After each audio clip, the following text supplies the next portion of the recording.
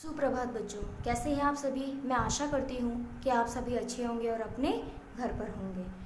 मैं कृपाली पीजीटी हिंदी विषय से स्प्रिंगडेल सीनियर सेकेंडरी स्कूल में आप सभी का स्वागत करती हूँ। आज हम पढ़ रहे हैं कक्षा 9 की पाठ संख्या 8, जिसका नाम है एक कुत्ता एक मैना, जो कि लिखा है हजारी प्रसाद द्विवेदी जी ने। यह एक निबंध शैली में लिखा गया है और हजारी प्रसाद द्विवेदी जी ने अनेक प्रकार की रचनाएं जैसे साहित्य का इतिहास, आलोचना, शोध, उपन्यास और निबंध लेखन के क्षेत्र में उनका योगदान उल्लेखनीय है।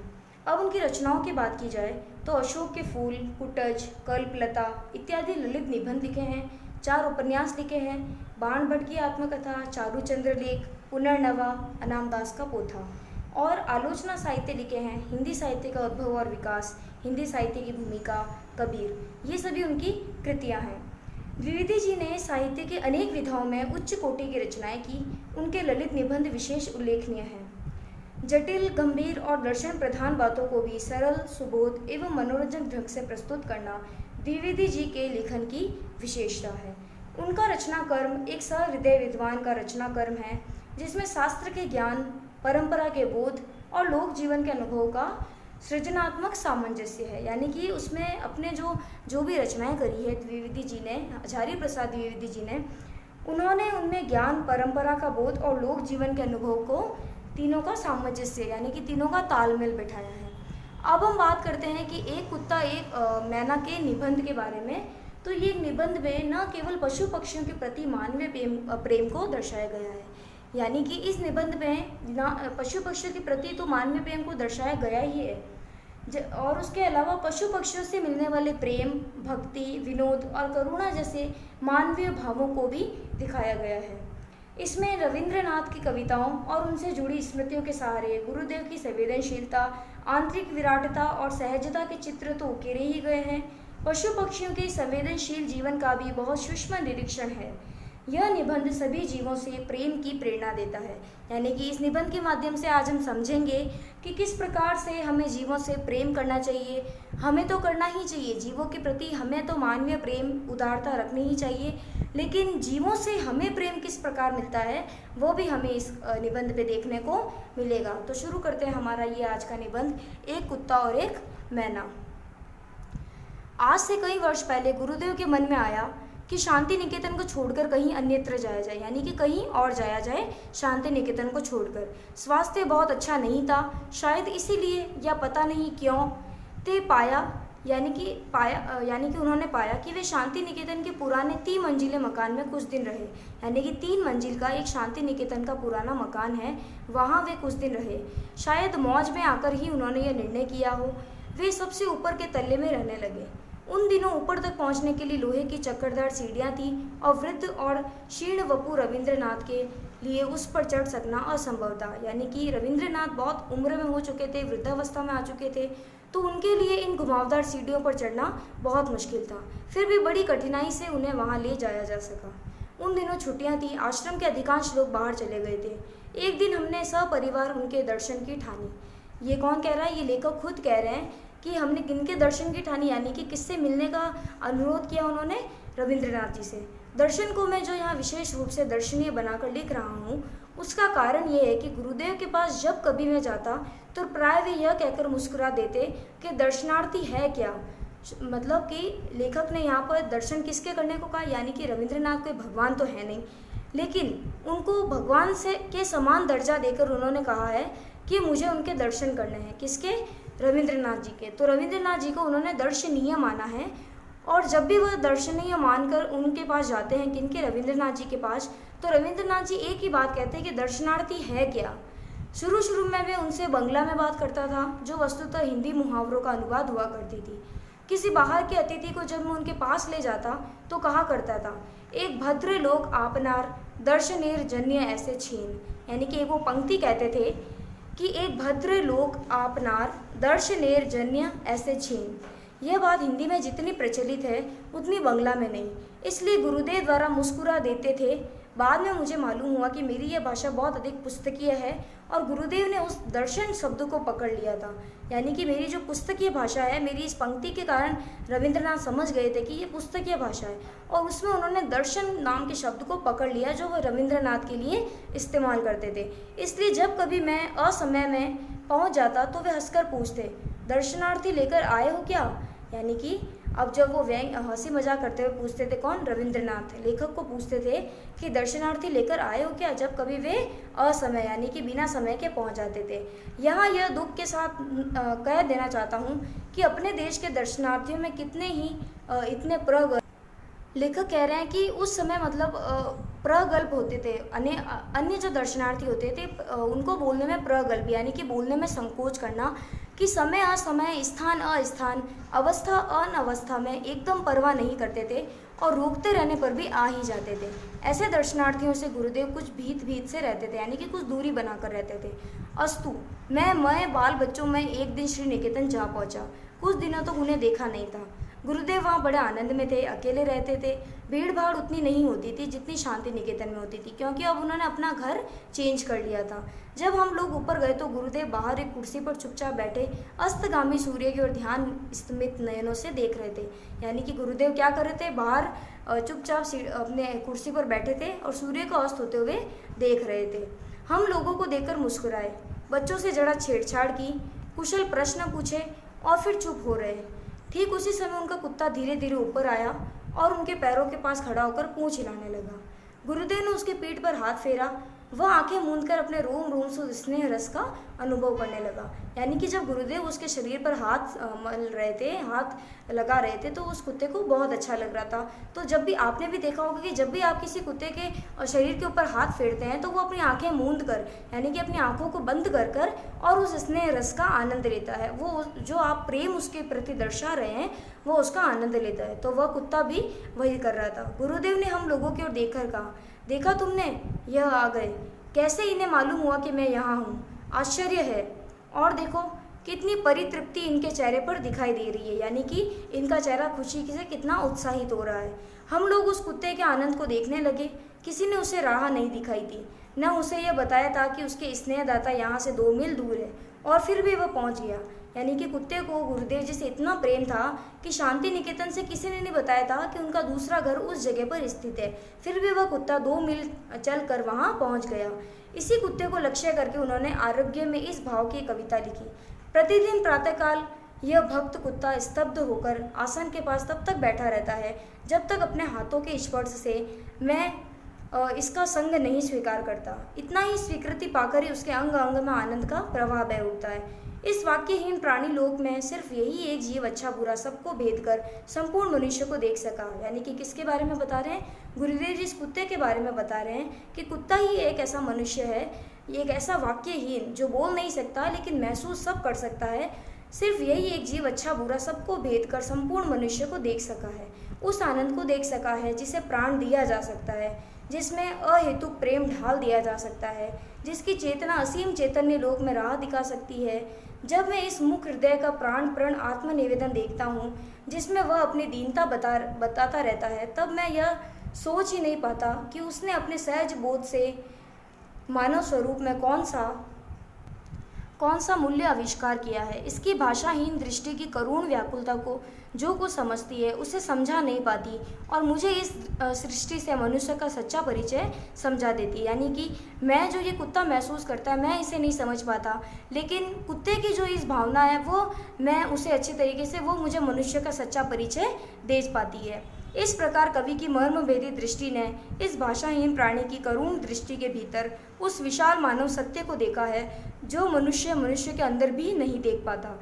यानी कि उस अमुक मर्मभेदी अमुक यानी कि जो बोल नहीं सकता उस कुत्ते के बारे में बात हो रही है कि वो एक जानवर है लेकिन उसके अंदर भावनाओं का अपार संग्रह है। यानी कि उसकी भावनाएं एक मनुष्य के अंदर की भी भावनाओं को नहीं समझ सकता, उसके सत्य को नहीं जान पाता जो एक कुत्ता मनुष्य की भावनाओं को समझ जाता है। मैं जब ये कविता पढ़ता हूँ तब मेरे सामने श्री निकेतन के तितल्ले पर वही एक घटना प्रत्यक्ष सी यानी कि जो उसने आंखों देखी है वो हो जाती है। वह आंख मूंद कर अपरिसीम आनंद व मुख हृदय का प्राण प्रण आत्मनिवेदन मूर्तिमान हो जाता है। उस दिन मेरे लिए वह एक छोटी सी घटना थी, आज वह विश्व की अनेक महिमाशाली घटनाओं की श्रेणी में बैठ गई है। एक आश्चर्य की बात और इस प्रसंग में उल्लेख की जा सकती है। जब गुरुदेव का चिता भस्म कलकत्ते, यानी कि जब गुरुदेव का देहांत हो जाता है तो उनकी चिता को भस्म किया जाता है, कहाँ, कोलकाता में आश्रम में लाया गया। उस समय भी न जाने किस सहज बोध के बल पर वह कुत्ता आश्रम के द्वार तक आया और चिता भस्म के साथ अन्य आश्रम वासियों के साथ शांत गंभीर भाव से उत्तरायण तक गया। आचार्य क्षिति मोहन सेन सबसे आगे थे। उन्होंने मुझे बताया कि वह चिता भस्म के कलश के पास थोड़ी देर चुपचाप बैठा भी रहा। यानी कि अब कुत्ते को समझ में आ गया है कि मेरे मालिक यानी कि जो गुरुदेव है वो अब इस दुनिया में नहीं रहे, तो कुत्ता उन सब चीज़ों को महसूस कर रहा है। उसकी आंखों में आंसू भी है क्योंकि वो उसके मालिक उसको छोड़कर अब इस दुनिया से जा चुके हैं। तो कुछ और पहले की घटना याद आ रही है। उन दिनों शांति निकेतन में नया ही आया था। गुरुदेव में अभी इतना दृष्ट नहीं हो पाया था। गुरुदेव उन दिनों सुबह अपने बगीचे में टहलने के लिए निकला करते थे। मैं एक दिन उनके साथ हो गया था। मेरे साथ एक और पुराने अध्यापक थे और सही बात तो यह है कि उन्होंने ही मुझे भी अपने साथ ले लिया। गुरुदेव एक एक फूल पत्ते को ध्यान से देखते हुए अपने बगीचे में टहल रहे थे और उक्त अध्यापक महाशय से बातें करते हुए जा रहे थे। मैं चुपचाप सुनता जा रहा था। कौन? लेखक। गुरुदेव ने बातचीत के सिलसिले में एक बार कहा, ये उस समय की बात बता रहे हैं जब गुरुदेव का देहांत नहीं हुआ था। अच्छा साहब, आश्रम के कौवे क्या हो गए? उनकी आवाज़ सुनाई ही नहीं देती। यानी कि लेखक को पूछ रहे हैं, गुरुदेव से बातचीत के सिलसिले में एक बार कहते हैं कि अच्छा साहब अब बताइए कि आश्रम में कौवों को क्या हो गया है, उनकी आवाज़ अब सुनाई क्यों नहीं देती। न तो मेरे साथी उन अध्यापक महाशय को यह खबर थी और न मुझे। बाद में मैंने लक्ष्य किया कि सचमुच कई दिनों से आश्रम में कौवे नहीं दिख रहे। मैंने तब तक कौवों को सर्वव्यापक पक्षी समझ रखा था। अचानक उस दिन मालूम हुआ कि ये भले आदमी भी कभी कभी प्रवास को चले आते हैं, यानी कि प्रवास के लिए, यानी कि दूर कहीं यात्रा पर निकल जाते हैं। कौन? ये कौवे। या चले जाने को बाध्य होते हैं, यानी कि इनको चले जाने के लिए किसी न किसी द्वारा, मनुष्य द्वारा यहाँ से बाध्य किया जाता है। एक लेखक ने कौवों की आधुनिक साहित्यिकों से उपमा दी है क्योंकि इनका मोटो है मिस्चिफ फॉर मिस्चिफ सेक, शरारत के लिए ही शरारत। तो क्या कौवों का प्रवास भी किसी शरारत के उद्देश्य से ही था? प्राय एक सप्ताह के बाद बहुत कौवे दिखाई दिए। एक दूसरी बार मैं सवेरे गुरुदेव के पास उपस्थित था। उस समय एक लंगड़ी मैना फुदक रही थी। अब देखते हैं कौन? गुरुदेव देखते हैं कि एक दूसरी बार मैं सवेरे गुरुदेव के पास उपस्थित था। लेखक देखते हैं कि उस समय एक जो लंगड़ी मैना है वो फुदक रही, यानी कि वो उड़ नहीं पा रही। गुरुदेव ने कहा, देखते हो यह यूथ भ्रष्ट है, रोज फुदकती है ठीक यहीं आकर। मुझे इसकी चाल में एक करुण भाव दिखाई देता है। गुरुदेव ने अगर कह न दिया होता तो मुझे उसका करुण भाव एकदम नहीं दिखता। मेरा अनुमान था कि मैना करुण भाव दिखाने वाला पक्षी है ही नहीं, यानी कि क्योंकि लेखक को तो पशु पक्षियों से प्रेम था ही नहीं। पशु पक्षियों के अगर अंदर की भावना को कोई महसूस कर सकता था तो वो थे गुरुदेव, और गुरुदेव ने उस मैना के उस करुण भाव को भी महसूस किया था, अपने हृदय में समाहित किया था। तो इसी प्रकार से वह देखते हैं, लेखक कहते हैं कि अगर मुझे गुरुदेव नहीं बताते कि इसके अंदर करुण भाव है तो मैं समझ ही नहीं पाता। वह दूसरों पर अनुकंपा ही दिखाया करती है। 3-4 वर्ष से मैं एक नए मकान में रहने लगा। मकान के निर्माताओं ने दीवारों में चारों ओर एक एक सुराख छोड़ रखी है। यह कोई आधुनिक वैज्ञानिक खतरे का समाधान होगा। एक मैना दंपति नियमित भाव से प्रतिवर्ष यह गृहस्थी जमाया करते हैं। तिनके और चीथड़ों का अंबार लगा देते हैं। भले मानस गोबर के टुकड़ों तक ले आना नहीं भूलते। हैरान होकर हम सुराखों में ईंटें भर देते हैं, परंतु वे खाली बची जगह का भी उपयोग कर लेते हैं। यानी कि मैना और उनका जो दाम्पत्य जो परिवार है वो पूरी तरीके से उन खाली मकानों में अपना बसेरा कर लेता है। लेकिन हम भी कुछ कम नहीं है, लेखक कह रहे हैं, क्योंकि लेखक को पशु पक्षी से कभी प्रेम रहा ही नहीं। अगर इसी जगह गुरुदेव होते तो वो उनके उस जो खाली बची जगह उनको ईंटों से नहीं भरते, जबकि लेखक ऐसा करते थे। पति पत्नी जब कोई एक तिनका लेकर सुराख में रखते तो उनके भाव देखने लायक होते। पत्नी देवी का तो क्या कहना, एक तिनका ले आई तो फिर एक पैर पर खड़ी होकर जरा पंखों को फटकार दिया, चोंच को अपने ही पैरों से साफ कर लिया और नाना प्रकार की मधुर और विजेत घोषी वाणी से गान शुरू कर दिया। यानी कि लेखक कहना चाह रहा है कि एक तिनका क्या लेके आती मैना, अपने आप को बहुत राजा शहंशाह समझती है। हम लोगों की तो उन्हें कोई परवाह ही नहीं रहती। अचानक इसी समय अगर पति देवता भी कोई कागज का या गोबर का टुकड़ा लेकर उपस्थित हुए तब तो क्या कहना।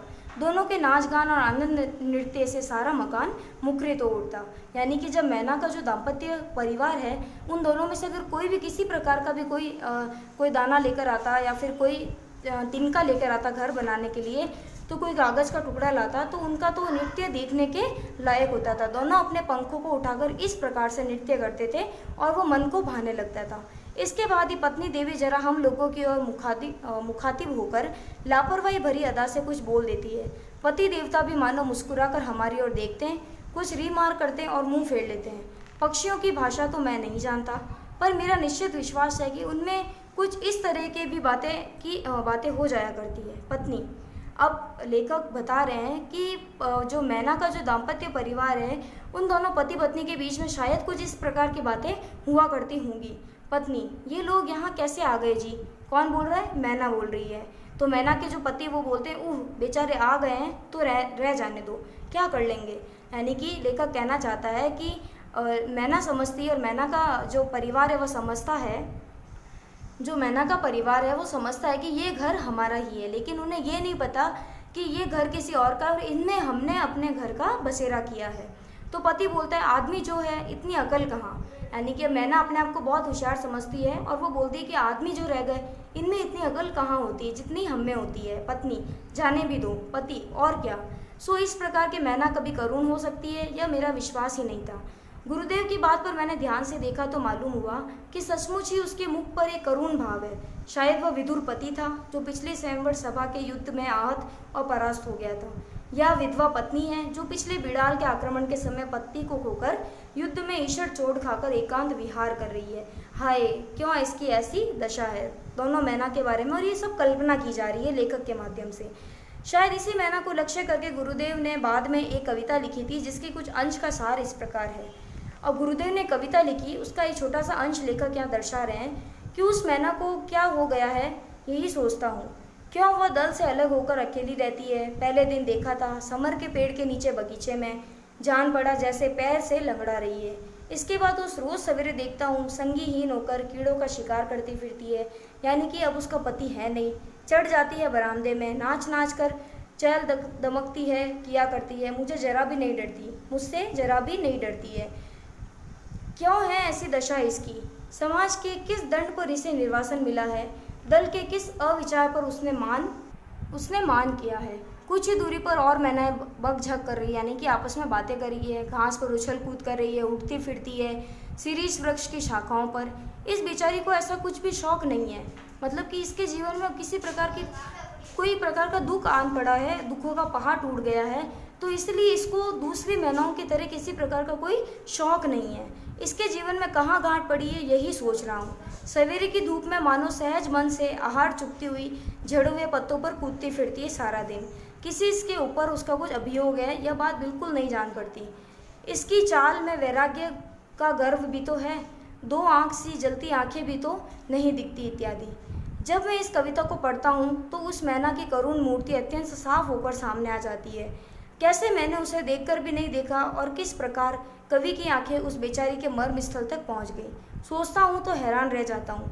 एक दिन वो मैना उड़ गई।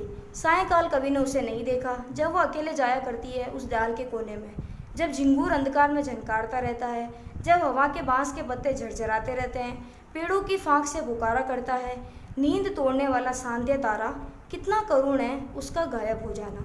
अब ये सब लिखते हैं कौन? गुरुदेव की कविता को इस लेखक ने बताया है कि किस प्रकार वो मैना के उस जीवन को महसूस कर पाते हैं। कौन? गुरुदेव।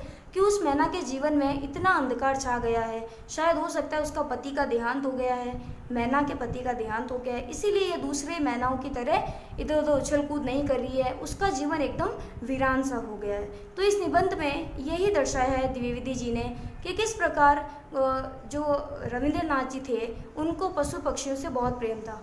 उनको पशु पक्षियों से प्रेम था तो पक्षियों को भी उनसे बहुत अधिक प्रेम था। तो हमें भी अपने जीवन में पशु पक्षियों से प्रेम करना चाहिए। यदि हम पशु पक्षियों की, जानवरों की भावनाओं को महसूस कर पाएंगे तो एक ना एक दिन वह जानवर भी हमारी भावनाओं को महसूस कर पाएगा। और एक समय ऐसा आता है जब मनुष्य की भावनाओं को महसूस नहीं कर पाता, उसके दुख को नहीं समझ पाता, जब शायद जानवर उस दुख को समझने को तैयार हो बैठते हैं। धन्यवाद।